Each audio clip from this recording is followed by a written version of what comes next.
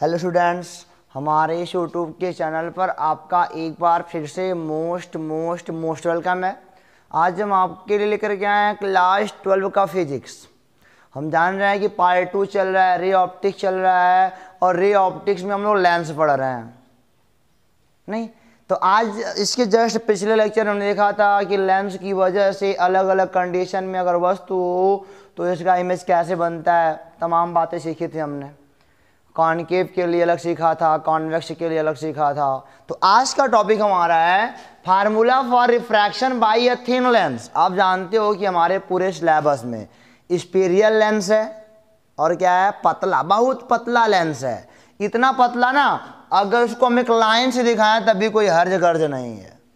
कभी कभी किताबों में कहता है कि लेंस को लाइन से दिखाओ, अवतल है कि उत्तल बता देता है कि मान लो लाइन है लेकिन उत्तल लेंस है, अवतल लेंस है, ऐसे होता है। तो आज की हमारी टॉपिक है formula for refraction by a thin lens, यानी कि एक थिन लेंस मतलब पतले लेंस के द्वारा अपवर्तन का सूत्र। इसे हम कहते हैं लेंस मेकर फार्मूला। इसे हम लोग क्या कहते हैं, लेंस मेकर फार्मूला। लेंस को बनाने का फार्मूला है लेंस मेकर फार्मूला। किसी भी लेंस का तुम बना सकते हो, मतलब किसी फोकल लेंथ का बना सकते हो तुम लेंस, किसी फोकल लेंथ का तुम बना सकते हो लेंस। ये फार्मूला आपको पता होना चाहिए। तो खैर देखो जरा, पहले मान लिया किसी भी लेंस के लिए हम प्रूफ करने जा रहे हैं फार्मूले को। अभी प्रूफ नहीं करेंगे, अभी डाटा देते हैं फिर प्रूफ करने जाते हैं। किसी भी लेंस के लिए ओवरऑल, चलो मान लिया हमने एक लेंस ले लिया, वो भी आप देख रहे हैं उत्तल लेंस लिया हमने, कॉन्वेक्स ले लिया, ठीक है। और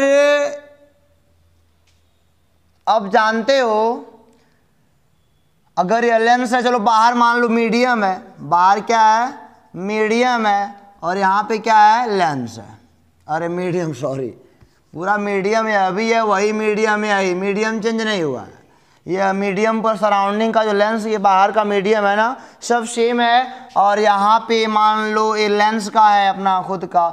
मान लो मीडियम का रिफ्रैक्टिव इंडेक्स, मान लो मीडियम का रिफ्रैक्टिव इंडेक्स कितना है, nm है, रिफ्रैक्टिव इंडेक्स ऑफ मीडियम। और मान लो लेंस का भी अपना अलग होगा रिफ्रैक्टिव इंडेक्स, इसका मान लेते हैं रिफ्रैक्टिव इंडेक्स म्यू बराबर nl मान लेते हैं, हो सकता है।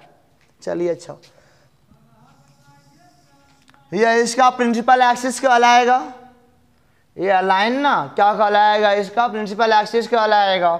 चलिए अच्छा, आप जानते हो कि अभी जो लेंस होगा यह वाला पार्ट किसी वृत्त का भाग होगा, इसके होगा कि नहीं होगा। यहाँ पे कहीं सेंटर होगा, इसको तुम R1 कह सकते हो, पहले वाले का है तो R1 कह सकते हो। ये अभी किसी वृत्त का भाग होगा, इससे तुमको यहाँ भी इसका कहीं सेंटर होगा। ये दूसरे वाले सरफेस का R2 कह सकते हो। सारी दूरियां कहाँ से मापी जाती हैं, सारी दूरियां आपकी मापी जाती हैं ऑप्टिकल सेंटर से। यहाँ इसका बीच में ऑप्टिकल सेंटर होगा, बीच में आगे पीछे कहीं भी किनारे किनारे हो सकता है, बट इतना ही पतला, मैं भी कहना चाहता हूँ, इतना पतला लेंस है ना कि चाहे है दूरिया है यहाँ से लो, है यहाँ से जी, चाहे यहाँ से लो, यह दूरी की तुम कहीं से लो, फर्क नहीं पड़ने वाला। इतना पतला लेंस होता है, एक लाइन के बराबर। सोचो ये लेंस एक लाइन के बराबर, हम इसको ब्रॉड करके पढ़ते हैं। ये लेंस एक लाइन के बराबर है, यानी कि इन दोनों में ना, यह पॉइंट और यह पॉइंट, सरफेस वाला पॉइंट और ऑप्टिकल सेंटर वाला पॉइंट बिल्कुल फर्क नहीं है।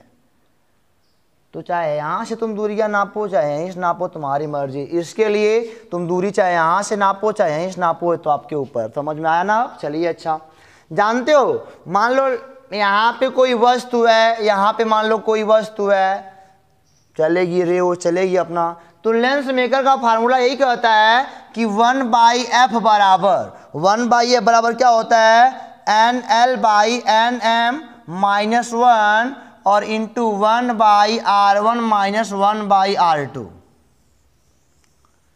यह है लेंस मेकर का फार्मूला। 1/f बराबर यानी कि refractive index of lens upon refractive index of medium -1 into 1/r1 पहले वाले का और -1/r2। इसी की सहायता से हम क्या पाते हैं, 1/f बराबर 1/v - 1/u। इसे बोलते हैं लेंस मेकर फार्मूला। इसे क्या बोलते हैं, लेंस मेकर फार्मूला। और यह क्या होता है, थिन लेंस फार्मूला। यह पतले लेंस के लिए सूत्र है और यह लेंस मेकर का फार्मूला है, दोनों अलग अलग हैं। यहाँ पे आपका मतलब कि मीडियम का रिफ्रैक्टिव इंडेक्स और आपके सराउंडिंग का रिफ्रैक्टिव इंडेक्स वर्क करता है, और ये वाला तो कहाँ वस्तु रखे हो, कहाँ इमेज बनेगा, फोकस क्या है, यही सब बताएगा। लेकिन यह क्या बताएगा, अगर आपको किसी स्पेशल फोकल लेंथ का चाहिए लेंस तो रिफ्रैक्टिव इंडेक्स कितना कर दिया जाए, रेडियस कितना इनका कर दिया जाए, तो फोकस लेंथ वाला पा जाओगे। मतलब कितना फोकस आपको चाहिए तो फटाक से अपने चश्मे में लगा सकते हो। तो सब निकालने आएगा तब ना करोगे। तो अलग अलग पदार्थों के ऊपर डिपेंड करता है और अलग अलग उनकी त्रिज्याओं के ऊपर डिपेंड करेगा। तो इसको हम प्रूव करेंगे, तो खाली लिखवा दिए ना, ऑपरेशन अब दिखाने जा रहे हैं आपको। ये होता है, इसको आप लर्न कर सकते हो 1/f equal to N by NL by NM minus 1 bracket में 1/R1 माइनस 1/R2। आपकी किताबों में क्या होता है, आप किताब में होता है 1/f, यहाँ पे NL की जगह पे n होता है -1, क्योंकि वो सराउंडिंग मतलब कि जो मीडियम होता है सराउंडिंग का वो एयर का होता है और एयर का रिफ्रैक्टिव इंडेक्स 1 होता है। तो यहाँ पे 1 रख दोगे तो यहाँ पे NL -1 आएगा ना, और NL का मतलब n का मतलब लेंस का है रिफ्रैक्टिव इंडेक्स, और यहाँ पे 1/R1 माइनस 1/R2 ये आपकी बुक में होता है। तो उम्मीद करते हैं कि यहाँ तक आप बात को समझ गए हो। अब हमें इसको मिटाते हैं और आपको दिखाते हैं बेटा कि ये फार्मूला प्रूफ कैसे होता है या फार्मूला कैसे प्रूफ होता है एक विशेष कंडीशन के साथ। तो इसको आप नोट कर लो, इसमें मिटाता हूँ। तो चलो बच्चों देखते हैं लेंस मेकर फार्मूला। इसको समझने के लिए आप कोई भी लेंस ले सकते हो, आपकी मर्जी। कॉन्वेक्स ले सकते हो, कॉनकेव ले सकते हो, plano convex, plano concave, concave convex, कॉन्वेक्सो concave, आपकी मर्जी। तमाम लेंस आपके पास हैं, कुछ भी ले सकते हो। बट मैं यहाँ पे एक पर्टिकुलर लेंस लेके चल रहा हूँ, सबके लिए काम करेगा। जो फार्मूला निकल रहा है वो सबके लिए काम करेगा। और हाँ, इसका प्रूवेशन बढ़िया से देखिएगा। हालांकि इसका प्रूवेशन आपसे पूछेगा तो नहीं बोर्ड एग्जाम में, मुश्किल है, लेकिन फिर भी इसको हम लोग समझते हैं।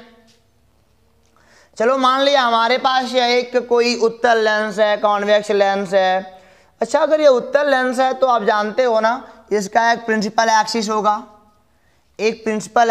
तो इसका एक ऑप्टिकल सेंटर होगा, सब कुछ होगा। चलो ठीक है। अच्छा, हमने कहा जो यह बाहर मान लो मीडियम है, बाहर क्या है, मीडियम है, जिसका रिफ्रैक्टिव इंडेक्स क्या है, NM मान लिया, और यह रेयरर है, इधर भी है वही मीडियम, इधर भी है, ठीक है ना, ये रेयरर है। और यह क्या है हमारा, ये हमारा लेंस है, इसका रिफ्रैक्टिव इंडेक्स माने NL मान लिया, और यह डेंसर है, यह क्या है, इसकी अपेक्षा यह डेंसर है, इसकी अपेक्षा यह क्या है, डेंसर है, ठीक है। अगर इतनी बात समझ में आपको आ रही है तो चलिए आगे चलते हैं। यहाँ पे हम एक लेते हैं ऑब्जेक्ट, ओके, यहाँ पर एक हम ऑब्जेक्ट लेते हैं, और मान लो ऑब्जेक्ट से आपकी पहली रे कुछ इस प्रकार चली, थोड़ा समझना। और एक बात और, यह देखो, यह इसका वाला पार्ट है, या मतलब कि इस वाले गोले का पार्ट होगा। ऐसे कुछ ये गोला बन रहा होगा ना, ऐसे गोला बन रहा होगा, इसका पार्ट होगा। तो यहाँ पे इसका कहीं सेंटर होगा, मान लो C1 है, और यहाँ से यहाँ तक की दूरी मान लो R1 है, ये भी मान सकते हो आप। और ये वाला बेटा आपका कहीं इस गोले का पार्ट होगा, कहीं इस गोले का पार्ट होगा। तो यहाँ पे हम लोग कह सकते हैं ये हमारा इसका सेंटर यहाँ पे कहीं मिलेगा, C2 मिलेगा, और ये दूरी यहाँ से यहाँ तक की क्या हो जाएगी, हमारी R2 हो जाएगी। दूरी के संबंध थोड़ा ध्यान देना, इतना पतला है, बहुत पतला है, इतना पतला कि यहाँ से, चूंकि आप जानते हो कि all distances measured from optical centre, तो यहाँ से मापो चाहे यहाँ से, इतना पतला लेंस होता है, लगभग एक लाइन के बराबर होता है। तो चाहे दूरी यहाँ से मापो आप, चाहे यहाँ से मापो, तो उसका ये मतलब कि आपके पास बिल्कुल संदेह नहीं होना चाहिए कि all distances measured from optical centre, और इसमें कोई ज़्यादा फर्क नहीं है। तो चलिए आगे चलते हैं, देखते हैं क्या कहता है।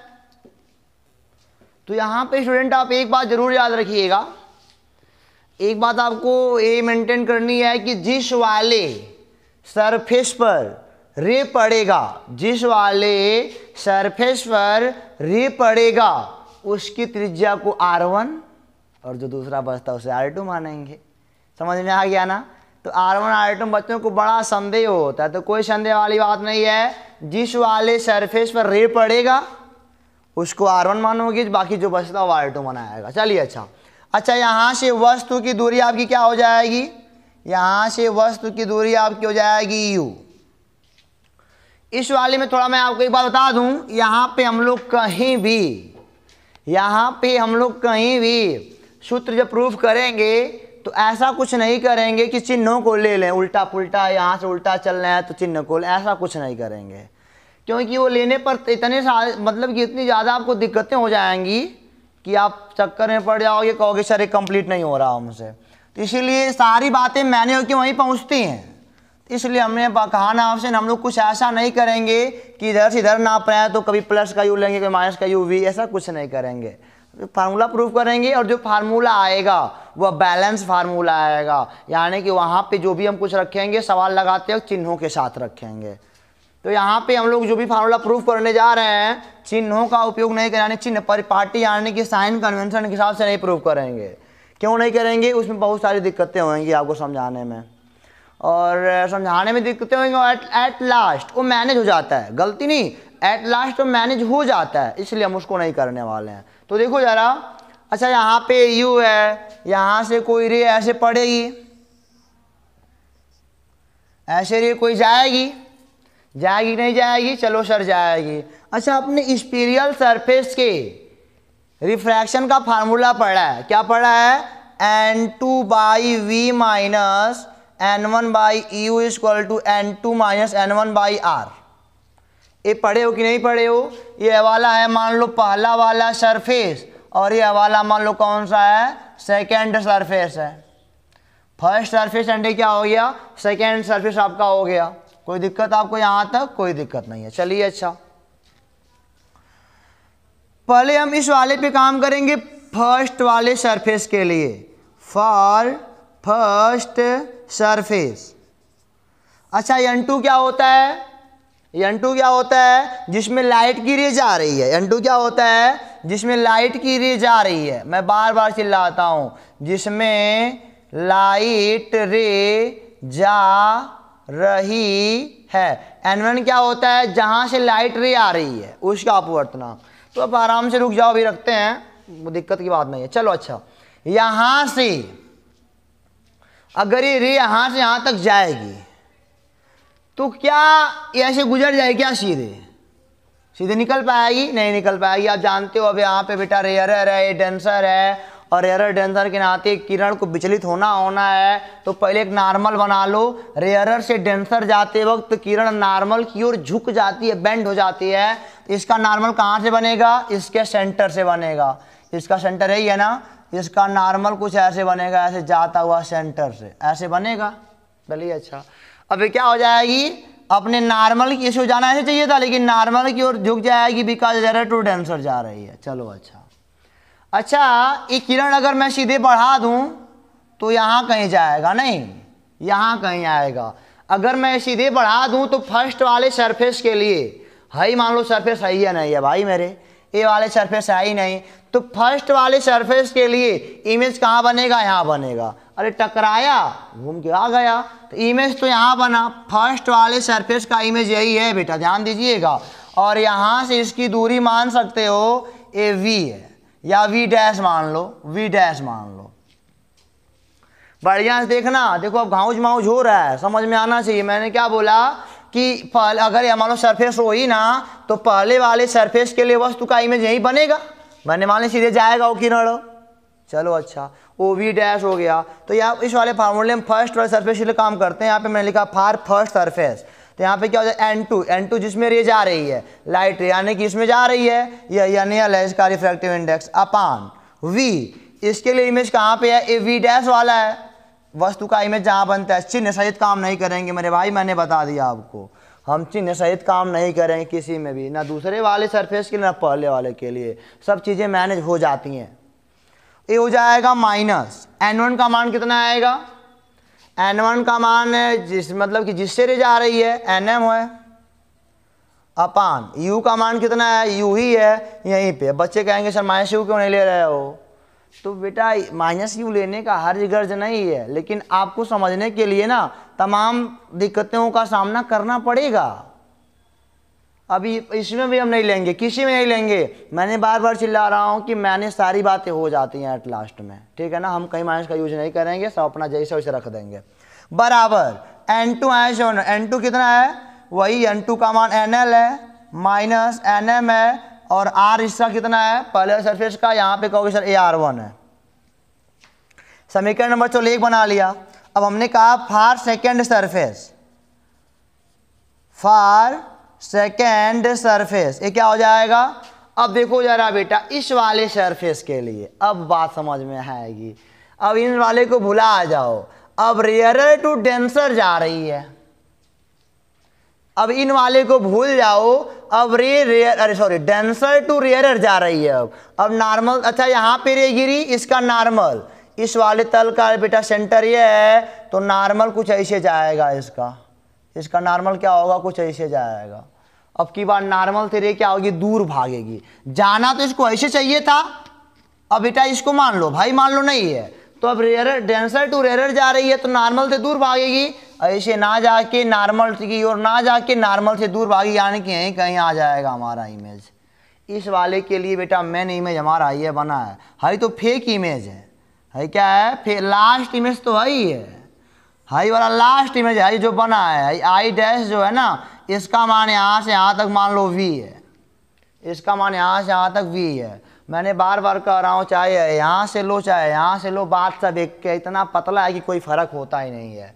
तो ये मान लो V है, ठीक है, यही मस्त वाला इमेज है। एक बात और समझो, ये है वाला इमेज, ये है वाला जो इमेज है, ये इस वाले पृष्ठ के लिए वस्तु का काम कर रहा है। यह वाला जो इमेज है ना, इस वाले पृष्ठ के लिए वस्तु का काम कर रहा है। यही बात तो मैं समझा रहा हूँ, कभी से आपने पीछे ही पढ़ा था, जब सेकेंडरी रिफ्रैक्शन होता था दूसरी बार, तो इमेज जगह को वस्तु मानना पड़ता था। उसी प्रकार यहाँ भी अब इमेज जगह को क्या मानना पड़ेगा, इस वाले इमेज का ही वस्तु मानना पड़ेगा। इस वाले इमेज का ना, इस वाले इमेज का इस वाले तल के लिए वस्तु मानना पड़ेगा। हाई वाला वस्तु तो इनके लिए काम कर गया, इसका इमेज यहाँ बना, अब इसका वाला इमेज इस वाले सरफेस के लिए वस्तु का काम करेगा। तो अभी हो जाएगा यह वाला जो V डैश है ना, इसके लिए वस्तु की दूरी हो जाएगी, इसके लिए क्या हो जाएगी, वस्तु की दूरी हो जाएगी। तो फिर वही फार्मूला फिर क्या हो जाएगा। अब की बार देखो, लेंस से किरण कहाँ जा रही है, आपके मीडियम में जा रही है, तो बेटा यहाँ पे हो जाएगा NM, जिसमें रे जा रही है, यानी कि मीडियम में रे जा रहा है अब की बार। और V डैश का मान, क्योंकि अब इसका इमेज कहाँ बना है, इमेज का मान V हो जाएगा माइनस, यहाँ भी हम चिन्हों का प्रयोग नहीं करें, इसीलिए कहा ना यहाँ पे बहुत झमेला हो जाएगा चिन्हों का यूज करोगे तो। ये हो जाएगा अब किससे जा रही है, लेंस से जा रही है, इसका अपवर्तनांक बटे अब बेटा वस्तु की दूरी कहाँ पे है, ये वाला इनके लिए वस्तु का काम कर रहा है। ये हो जाएगा आपका V डैश बराबर, ये हो जाएगा NM माइनस NL बटे क्या हो जाएगा, R2 हो जाएगा। देखा मैंने कहीं चिन्ह का यूज नहीं किया। समीकरण नंबर 2 हो गया सेकेंड वाले सरफेस के लिए। सेकेंड वाले सरफेस के लिए समीकरण नंबर क्या हो गया, 2 हो गया। तो हम बार बार आपसे कहते हैं, अगर मान लो यहाँ पे कोई ऑब्जर्वर रहे, वह क्या देखेगा, इसको वह देखेगा इमेज यहाँ बन रहा है। अगर मान लो यहाँ पे कोई ऑब्जर्वर रहे, वह क्या देखेगा, यह देखेगा रे ऐसे जा रही है, ऐसी तो सीधा, हमारी आँख सीधा देखना पसंद करती है, रे ऐसे जा रही है, ऐसे बोलेगा वो। अब वो क्या है, यहाँ से मुड़ रही है, क्या हो रहा है। तो इस वाले के लिए वस्तु यह बनाना, इस वाले तल के लिए वस्तु तो यह बनाना, जिसको आँखें हमारी देख रही है, उसका इमेज यहाँ बन गया। इस वाले रे के लिए मैं आँख की बात कर रहा हूँ, इस वाले जो, या फिर यहाँ पे अब इस वाले तल के लिए अगर बात करोगे, ऑब्जर्वर अगर इस वाले रे को देखेगा तो बोलेगा हाँ यहाँ इमेज बन रहा है। ऑब्जर्वर को रखने का सिस्टम समझो, ऑब्जर्वर क्या कर रहा है, देखने वाला होना चाहिए। जब तक देखने वाले को नहीं समझोगे ना, एक को बात क्लियर ना होगी। तो यहाँ पे हमको लगता है आप समझ गए हो कि क्योंकि कई बार हमने बता दिया है कि जो देखो पहले वाले तल का जो इमेज रहेगा वही दूसरे वाले तल के लिए वस्तु का काम करेगा। नोट कर लो, तो झमेला नहीं ज़्यादा। अब देखो जरा 1 व 2 को जोड़ो तो हाई वाला इससे कट जाएगा, NL प्लस का माइनस का है, और वास्तव में क्या बचेगा, NM minus V minus NM upon V U, N M by V minus N M by U बराबर, जोड़ोगे तो कितना आएगा आपका एन एम, ऐसे N L minus N M by R one plus ये हो जाएगा N M minus N L by क्या हो जाएगा आर टू। चलिए अच्छा इनको सॉल्व करते हैं। यानी हम कॉमन है 1/v माइनस क्या आएगा 1/u आएगा बराबर, यहाँ पे अगर मैं कहूँ N L minus N M common ले लो तो 1/r1 और बेटा हाई देखो उल्टा है ना, तो माइनस अगर यहाँ लग जाए तो U N L minus N M हो जाएगा, तो -1/r2। अब ये हो गया हमारा, अब एन एम को उधर भेज दो 1/v माइनस 1/u बराबर, अब यहाँ पे हो जाएगा n L minus N m upon n m 1/r1 plus 1/r2। ये हो जाएगा 1/v माइनस 1/u, इसको बढ़िया से लिखोगे तो N L by N M minus N M by N M का मान 1 आ जाएगा, और ये हो जाएगा 1/r1 बेटा माइनस है माइनस 1/r2 हो जाएगा आपका। यहाँ तक बात समझ में आपको आ गई ना। अगर मान लो मीडियम अगर एयर हो, इफ मीडियम इज एयर तो उसका एक हो जाएगा तो 1/v माइनस 1/u बराबर ये हो जाएगा आपका एन एल यानी कि लेंस का अपवर्तनांक -1 1/r1 माइनस 1/r2। अब ये फार्मूला भी हम लोग मेन पे नहीं पहुँचे क्योंकि 1/f बराबर ऐसा कुछ होता है, 1/f होता है ना, तो इसके लिए मैं एक स्पेशल केस उठाना पड़ेगा हम लोगों को। यहाँ पे हमारे पास एक, इसको मिटा दो ना, इसको नोट कर लो आप। बाकी सभी बातें अगर पुरानी आपकी कंठस्थ हैं तब तो काम कर लोगे, और अगर कंठस्थ नहीं होगे तो बेटा बड़ी दिक्कतें होंगी। पीछे का सीरीज अगर नहीं देख के आए हो कि पहले वाला इमेज दूसरे वाले के लिए वस्तु का काम करेगा, तब तो आपको तमाम दिक्कतें होंगी, ये जान लो आप। चलो ये बना लेते हैं, इसको हम बना लेते हैं, समीकरण नंबर 2 तक हो गया था ना, इसको हम बनाते हैं समीकरण नंबर 3 बना लेते हैं। हमने कहा अगर आपकी वस्तु इफ यदि, यही कंडीशन है, केस बनने जा रहा है ना, यदि u बराबर इनफाइनाइट, अगर वस्तु इनफाइनाइट पे है तो देखो जरा इसका इमेज कहाँ बनता है, वस्तु इनफाइनाइट से चलने वाली किरणें ऐसे जाके फोकस पे मिलेंगी, जाके ये इमेज कहाँ बनेगा तो फोकस पे ही बनता है, ये F2 पे मेन प्रिंसिपल फोकस कहते हो। हमने क्या कहा अगर आपका वस्तु इनफाइनाइट पे है तो उसका इमेज कहाँ बनता है, इसके लिए चाहे अवतल के लिए, दोनों लेंसों के लिए, इसके वाला इधर बनता है अवतल के लिए, वो भी मेन फोकस, सेकंड फोकस ही मेन फोकस कहलाता है, यहाँ पे बनेगा। यानी कि जो इमेज होगा ना, यानी कि जो फोकस दूरी होगी वही क्या होगा, जो फोकस दूरी होगी वही हमारा क्या बन जाएगा, प्रतिबिंब की दूरी बन जाएगा, अगर वस्तु इनफाइनाइट पर है तो।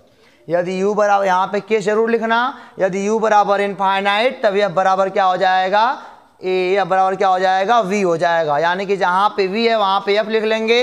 अतः इसको पकड़ो जरा तो 1/, जहाँ पे v है वहाँ पे f करेंगे माइनस 1/u का मान इनफाइनाइट बराबर, चाहे हाई लिखो चाहे हाई, एयर के लिए स्पेशल ही हो जाएगा, वही लिख लो आप, N L by N M minus 1, और ये क्या हो जाएगा 1/r1 माइनस 1/r2, 1/इनफाइनाइट का मान 0 होता है, ये हो जाएगा 1/f बराबर एन एल माइनस 1, और एन एम तो रहने दो वैसे ही, और यहाँ पे क्या हो जाएगा 1/r1 माइनस 1/r2। ये देखो समीकरण नंबर 4, और यही क्या है हमारा लेंस मेकर फार्मूला है। अगर मीडियम का एयर हुआ तो इसका मान 1 हो जाएगा, वही एन एल माइनस 1 हो जाएगा, लेंस का अपवर्तनांक किताब वाले केवल उसको n लिखते हैं, तो समझ गया ना। यही क्या है, यही है लेंस मेकर फार्मूला, यही क्या है लेंस मेकर फार्मूला। और हाँ एक बात और है, जरा ध्यान से गौर करिए, अगर हम मिलाएं 3 और 4 को, अगर 3 4 को देखो ना, हम कहेंगे इक्वेशन 3 व 4 से, देख रहे हो राइट हैंड साइड, इनका राइट हैंड साइड दोनों का बराबर है तो लेफ्ट भी बराबर होना चाहिए, तो हो जाएगा 1/f बराबर 1/v माइनस 1/u। ये हमारा क्या है, यह है हमारा थिन लेंस फार्मूला।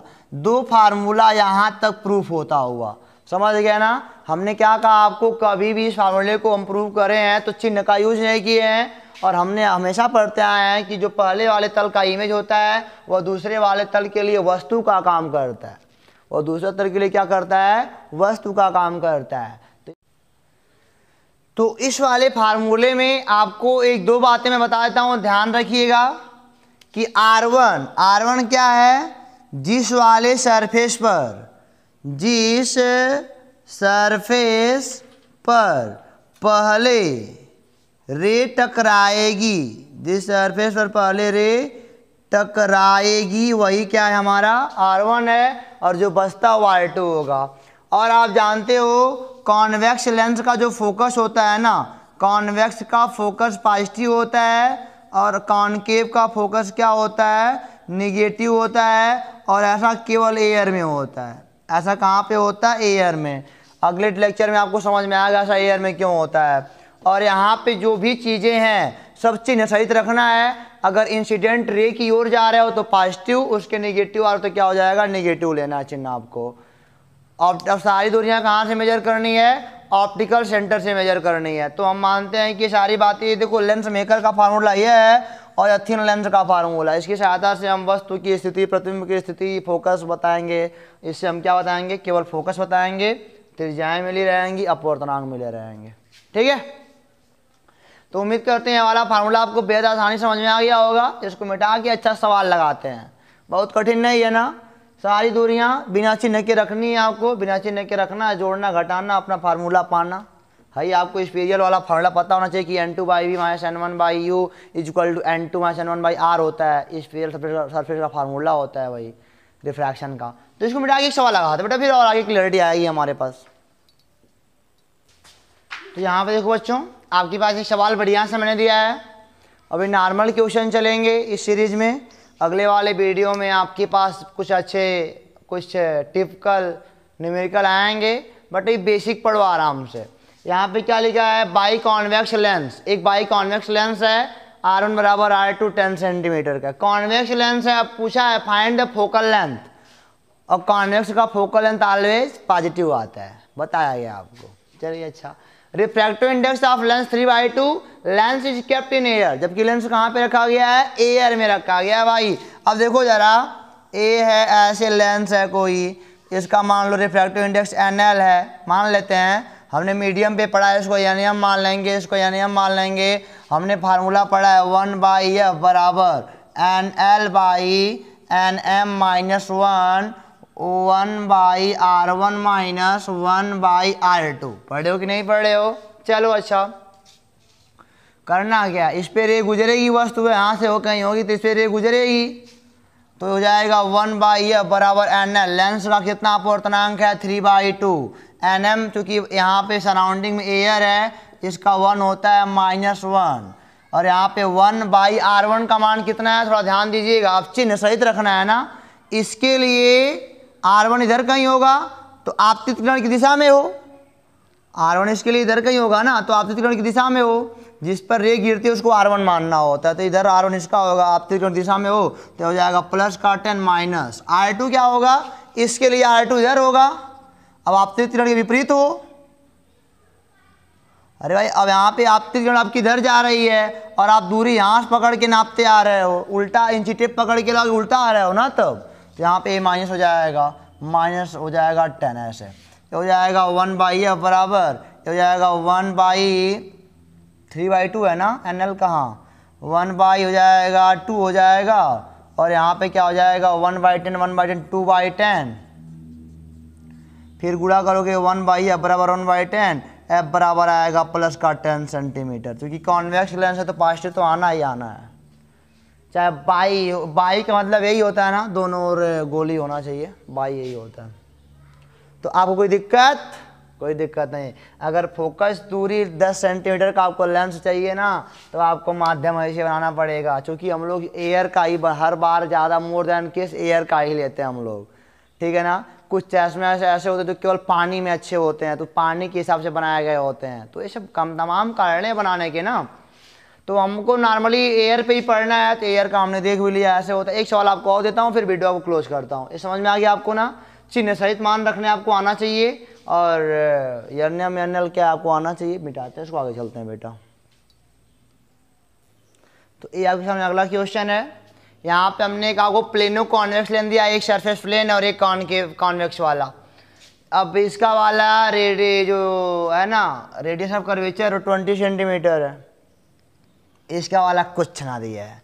सराउंडिंग का मीडियम एयर है और ये वाला क्या है, इसका मीडियम का जो रिफ्रैक्टिव इंडेक्स है 3/2 और एयर का 1 होता है, आपको पता है। फॉर्म पर आपसे पूछ रहा है फाइंड द फोकल लेंथ, हमने पढ़ा है 1/f बराबर NL/NM-1 और ये होता है 1/R1 - 1/R2। चलो अच्छा देखो 1/f NL लेंस का अपवर्तनांक 3/2 और NM मीडियम का हो जाएगा 1 -1 1/, अब देखो जरा इस पर रे आएगी, पहले इस पर रे आएगी तो ये बनाएगा अपना R1 बनाएगा। अब आपतित किरण की दिशा में इधर की सारी दूरियां पॉजिटिव होएंगी तो यहाँ पे प्लस का 20 रख लोगे, माइनस R2 कितना होगा इसका वाला, ये कितना होगा, ये तो समतल है ना, प्लेन है। और प्लेन का आप जानते हो कहाँ होता है रेडियस ऑफ कर्वेचर, कहीं अनंत पे जाके मिलता है। इतना बहुत बड़ा गोला होता है, छोटा पार्ट काटना होता है बहुत, उसकी अपेक्षा त्रिज्या बहुत दूर होती है, उसे अनंत कहते हैं ना।